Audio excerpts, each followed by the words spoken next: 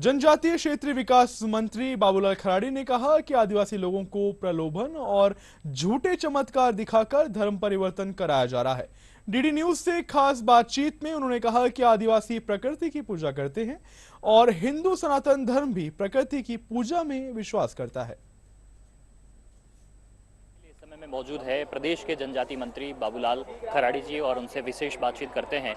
कई लोग जो है धर्म परिवर्तन के बाद में भी जो रिजर्वेशन का लाभ ले रहे हैं उस पर आपने भी आक्षेप किया है और ये बात जो आई है इस पर क्या विचार आप? देखिए, ये बात सही है कि आदिवासी क्षेत्र में कुछ लोग आदिवासियों को भ्रमित करके शिक्षा के नाम से चिकित्सा के नाम से जा करके और आदिवासियों को धर्म बदलते हैं। जब धर्मांतरित होता है तो वह अपनी आस्थाएं बदलता है, अपने रीति रिवाज बदलता है।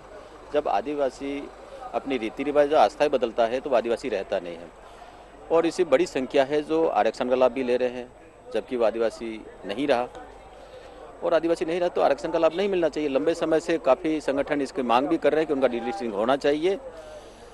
हम भी ये चाहते हैं कि जो धर्मांतरित हुआ है उसको आरक्षण का लाभ नहीं मिलेगा तो जो शेष बच्चा आदिवासी है वास्तव मुख्य धारा में है उसको उसका लाभ मिलेगा। तो इस प्रकार की मांग आती है तो निश्चित रूप से उनको आरक्षण का लाभ नहीं मिलना चाहिए। धर्मांतरण हो रहा है, बहला फुसला करके जो धर्मांतरण हो रहा है उसको किस रूप में आप देख रहे हैं? कैसे जो है उस पर रोक लगने के जो प्रयास हैं वो किस तरह से हो सके? क्योंकि अंधविश्वास के नाम पर और कई तरह की चीज़ें जो है जादू टोना दिखा करके भी धर्म बदला जा रहा है। देखिए, वो तो कहते हैं कि मंत्रों से आपकी बीमारी का इलाज हो जाता है।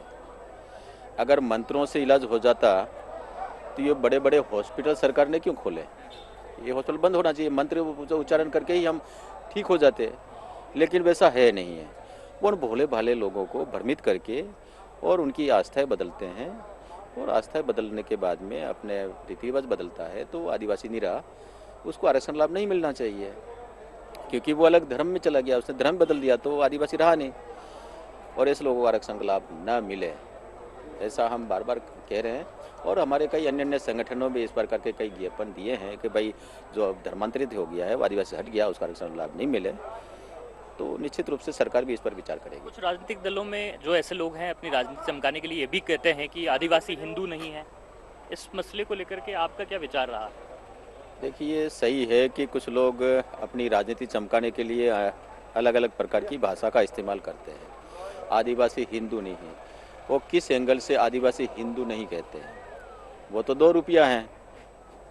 कभी कभी मंदिरों में जाके आरती उतरवाते हैं, कभी जाकर के मंदिर में धोख लगाते हैं और कभी जाके मंदिर में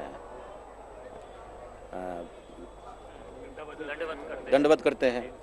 तो इस प्रकार का ये नहीं चलेगा और आदिवासी समझता है। इस प्रकार का जो माहौल पैदा करते हैं उस माहौल में आदिवासी कुछ समय भ्रमित हो सकता है लेकिन लंबे समय तक नहीं हो सकता है। वो समझ चुका है कि आदिवासी का रीति रिवाज, आदिवासी का शादी आप देखेंगे तो अग्नि को साक्षी रख करके 7 फेरे लेता है।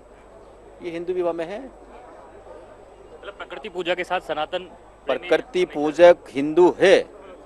तुलसी को पूजते हैं हम।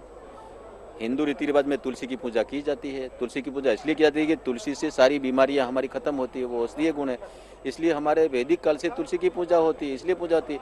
पीपल की पूजा हम करते हैं इसलिए करते हैं कि वो 24 घंटा ऑक्सीजन देता है।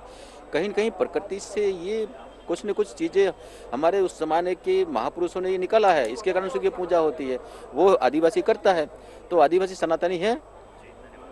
तो आदिवासी सनातनी है। प्रदेश के जो जनजाति मंत्री हैं वो साफ तौर पर उन लोगों को जवाब दे रहे हैं जो आदिवासियों के हिंदू होने पर सवाल खड़े करते रहते हैं और अपनी राजनीति को चमकाने की कोशिश करते हैं। उनको यहाँ पर एक मैसेज देने की जनजाति मंत्री ने कोशिश की है। कैमरा पर्सन राकेश पटेल के साथ महेश दाधिच, डीडी न्यूज़, जयपुर।